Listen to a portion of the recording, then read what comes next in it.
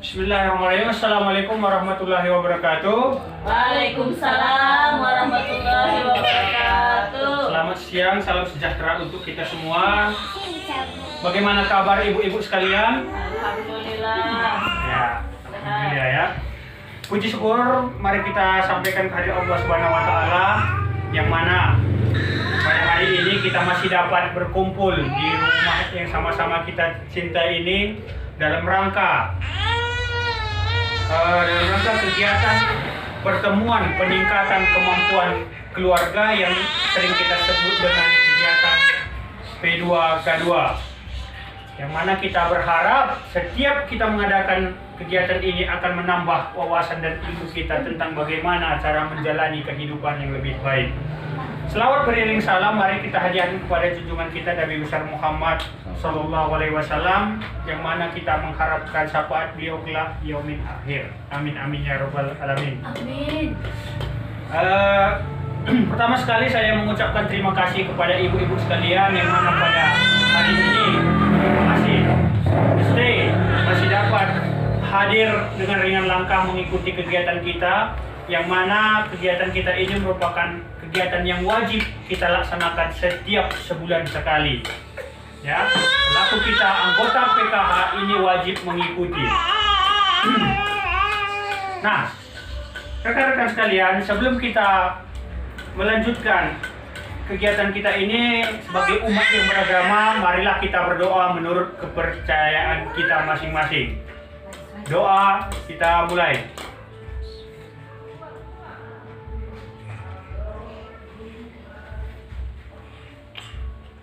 Doa selesai.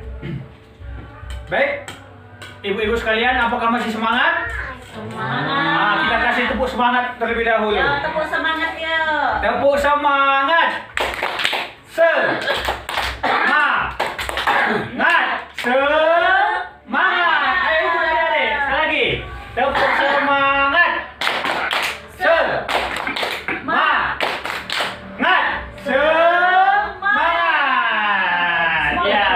Terima kasih kepada ibu-ibu sekalian.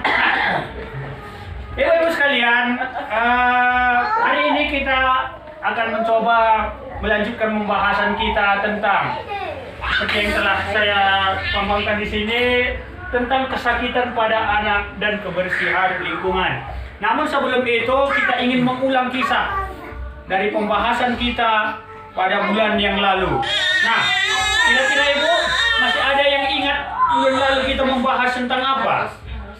Tentang MPASI. Oh, tentang MPASI. Baik, di sini saya ingin bertanya kepada ibu-ibu sekalian.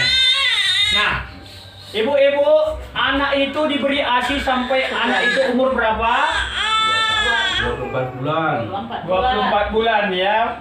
Ya, sekitar 2 tahun. Nah, selanjutnya ibu-ibu, makanan pendamping ASI itu diberikan kepada bayi itu ketika bayi berumur 6 bulan. ya 6 bulan ya Bu ya. Nah, selanjutnya bulan lalu kita juga membahas tentang yang namanya isi piringku bagi ibu yang menyusui. Apa aja kira-kira isinya, Bu? Nasi, kuah, ikan, ada ikannya, ada sayur, ada buah. Apakah ini khusus untuk ibunya? Ya. Nah, karena apa yang dimakan oleh ibunya itu otomatis akan dimakan oleh bayinya. Nah, selanjutnya bulan lalu juga kita pada dasarnya membahas tentang bagaimana sebetulnya seorang ibu itu wajib memeriksakan anaknya setiap bulan ke yang namanya posyandu. Ya. Dan ibu-ibu juga pada dasarnya harus mengetahui mana makanan yang memang memiliki gizi yang seimbang dan mana yang memang pada dasarnya tidak. Artinya, bagi ibu yang menyusui itu harus tahu mana makanan yang cocok dikonsumsi. Jangan nanti enak sama ibunya tapi tidak enak untuk bayinya. Nah, ibu-ibu sekalian, kita harus memahami bahwa kesehatan diri dan lingkungan sangat penting agar anak-anak tidak mudah sakit, sehingga cita-cita anak dapat tercapai dengan baik seperti harapan orang tua. Nah, kalau bulan lalu kita membahas tentang anak, ya, bagaimana ibu menyusui supaya ibu menyusui itu memberikan nutrisi yang baik untuk anak. Hari ini akan kita lanjutkan bagaimana anak itu supaya tetap sehat. Nah, yang pertama itu memang pada dasarnya tidak terlepas dari bagaimana anak itu menjaga yang namanya kebersihan lingkungannya. Nah, kita harus memahami pada dasarnya anak-anak itu memiliki yang namanya cita-cita.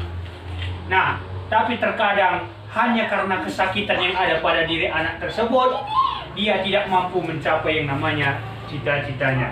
Nah, jadi ibu-ibu sekalian, tujuan pertemuan ini tujuan dari pertemuan kita ini yaitu belajar tentang kesakitan pada anak. Ya, anak yang menyebabkan gangguan, anak yang menyebabkan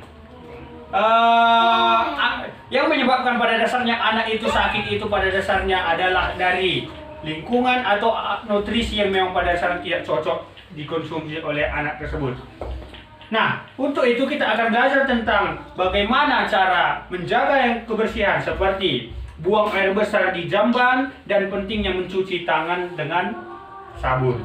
Nah, jadi sebelum itu ibu-ibu sekalian, saya ingin bertanya, apakah anak kita pernah sakit? Nah, jadi kalau anak itu pernah sakit itu hal yang wajar, Bu, ya. Nah, selanjutnya apakah anak ibu pernah mengalami yang namanya diare?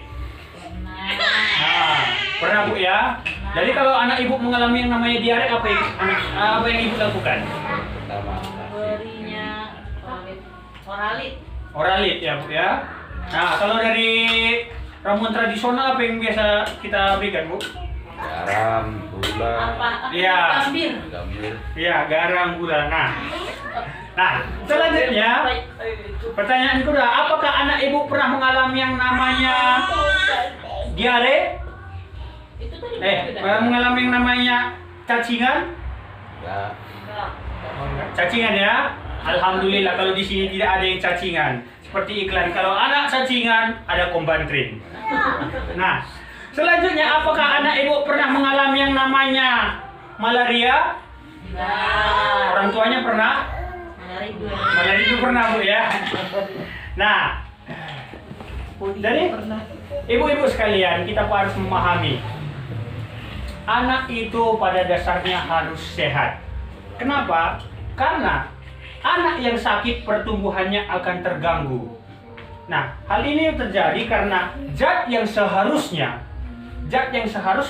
membentuk atau mencerdaskan, membuat tumbuh kembang anak itu berfungsi lain. Lainnya itu adalah berfungsi untuk membunuh atau melawan penyakit yang menyerang pada tubuh anak tersebut. Artinya seperti ini.